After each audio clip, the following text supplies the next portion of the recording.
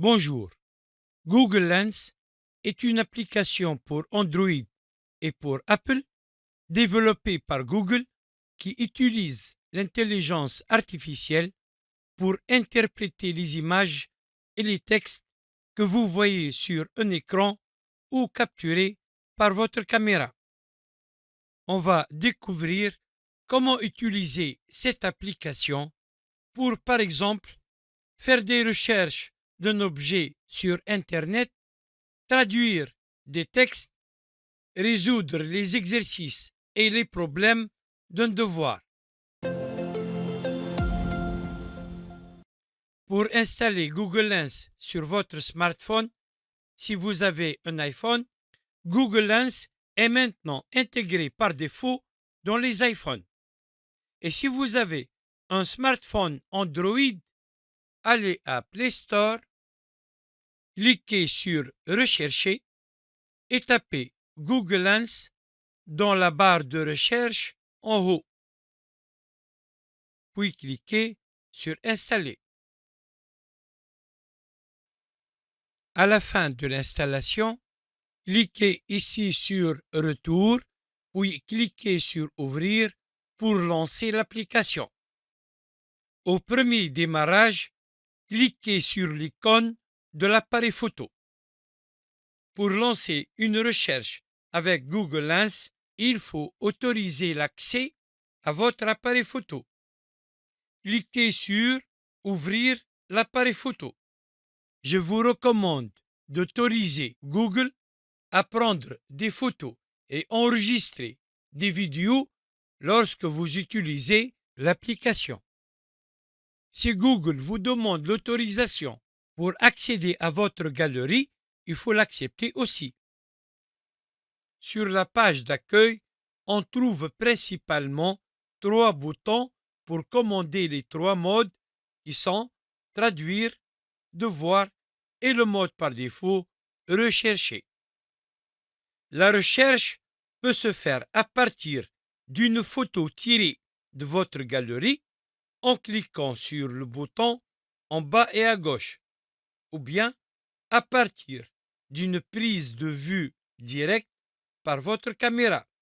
Pour cela, vous avez un collimateur pour cadrer la photo et un bouton déclencheur.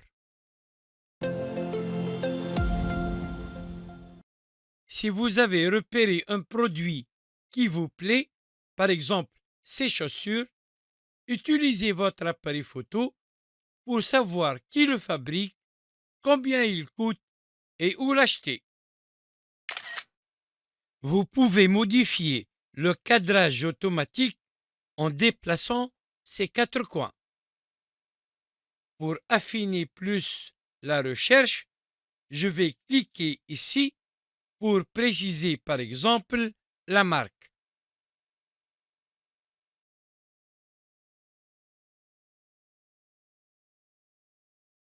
Ces chaussures sont trouvées dans plusieurs sites tels que Amazon et bien d'autres. Vous pouvez les consulter. Même chose pour ce sac.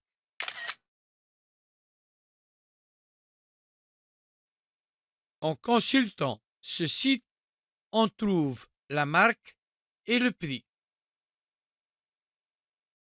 On va tester la recherche d'un petit module électronique. Le résultat est immédiat. C'est un capteur de distance ultrason pour Arduino. Les magasins et le prix de vente de ce produit sont affichés. J'ai un ancien instrument de mesure. Google peut-il l'identifier? Effectivement, c'est un pied à coulisses Adam. Dans ce site, il y a même une vidéo pour expliquer comment mesurer à la fois la largeur et la hauteur d'une dent. Il est possible de trouver un produit à partir de son code barre. Je scanne le code barre de ce produit et Google le reconnaît. En plus, il me donne son prix de vente dans les magasins. Google Lens identifie les QR codes. Dans ce manuel, il y a un lien d'une vidéo. Je scanne le QR code et je lance la vidéo.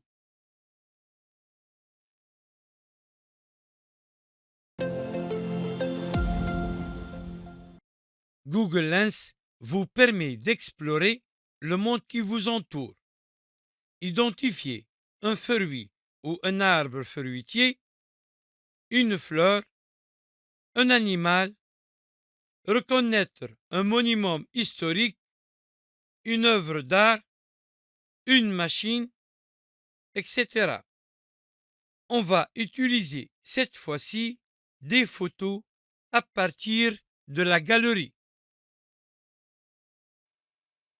On ouvre la galerie et on sélectionne notre première photo. Immédiatement, Google a identifié cerisier de Cayenne. On trouve ici Wikipédia et d'autres sites pour avoir plus d'informations.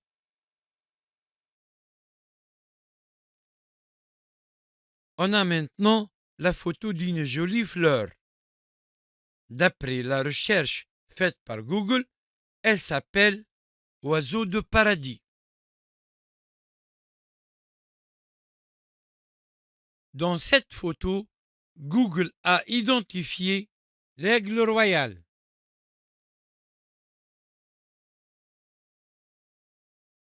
Le monument historique dans cette photo est l'amphithéâtre d'El Jem en Tunisie.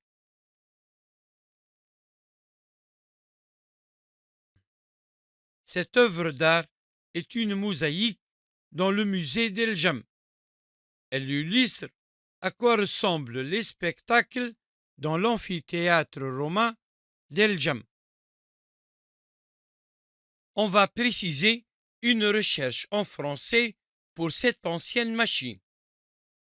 Instantanément, Google l'a reconnu. C'est une machine-outil qui s'appelle étolimeur. On peut utiliser Google Lens sur un ordinateur aussi. Je vais lancer la recherche, par exemple, d'un sujet de bac technique 2024. Je tape bus électrique, bac, Tunisie. Je le trouve sur Facebook, scanné en format image. Je vais tenter d'abord de chercher la source de ce sujet à partir de l'image de ce bus. Je clique sur les 3 points, le menu, et je vais choisir Rechercher avec Google Lens. Je sélectionne l'image et pour affiner la recherche, je précise une recherche dans les bacs français. Remarque, il est possible d'épingler Google Lens et un raccourci s'ajoute. Et bingo, la recherche à partir de l'image de ce bus nous a permis de trouver le sujet source qui est un bac français. Revenons à l'image scannée de la première page de notre sujet de bac. Je vais utiliser Google Lens à partir du nouveau raccourci et je vais sélectionner toute la page. C'est impressionnant. Google Lens a réalisé un OCR, une reconnaissance de caractère qui a permis de convertir l'image en texte, que je peux même le copier et le coller dans Word. Fini donc la corvée de ressaisir un texte à partir d'un document ou d'une image.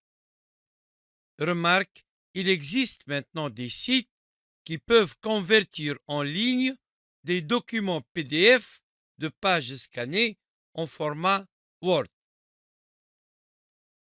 on m'a donné une image scannée d'un compte-rendu de fibroscopie pour l'analyser par le chat GPT et je veux l'envoyer sous format texte. Pour cela, je vais utiliser la recherche par image qui se trouve dans Google. Je sélectionne l'image du compte-rendu. La reconnaissance de caractère a bien réussi. Maintenant, je peux sélectionner le texte du compte-rendu et le copier. J'ouvre le chat GPT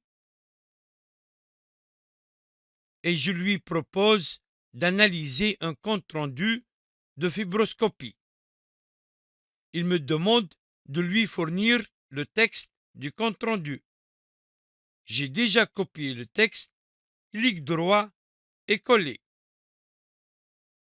Chat GPT donne une analyse profonde et détaillée qui a été confirmée par un spécialiste.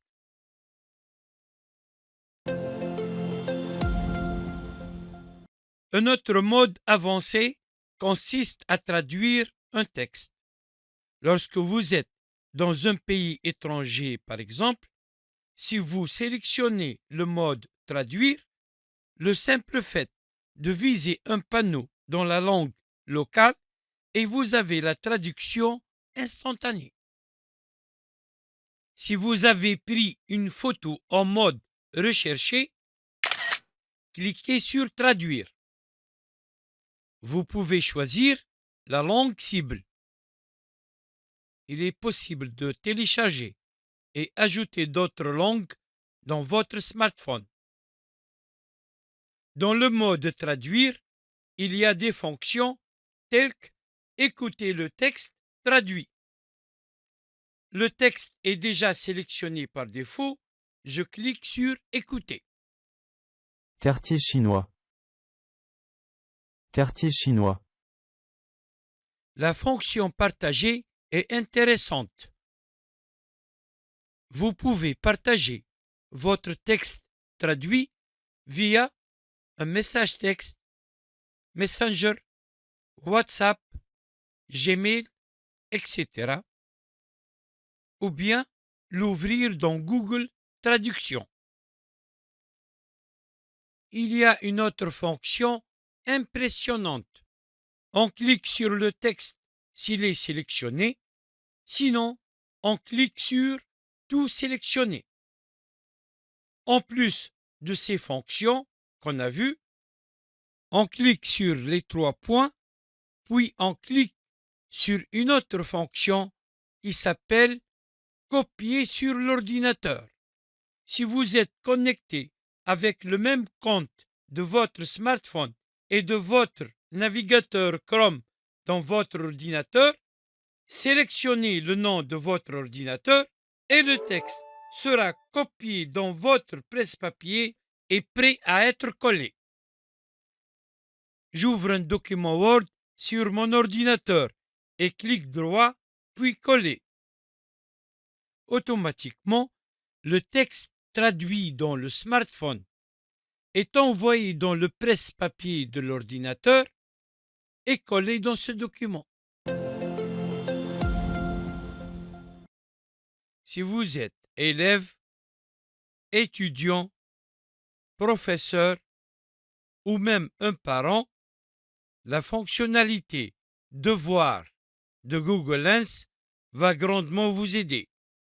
Vous avez une application numérique d'une équation un peu compliquée, vous n'avez plus besoin de la saisir à la main sur une calculatrice.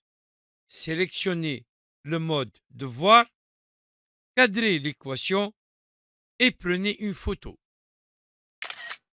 D'abord, Google a bien reconnu et converti l'écriture manuscrite. Il fait le calcul et il affiche le résultat. Google peut même faire une étude de fonction. Un simple clic et vous pouvez afficher les étapes de résolution et la courbe de cette fonction. Merci pour votre attention. Au revoir.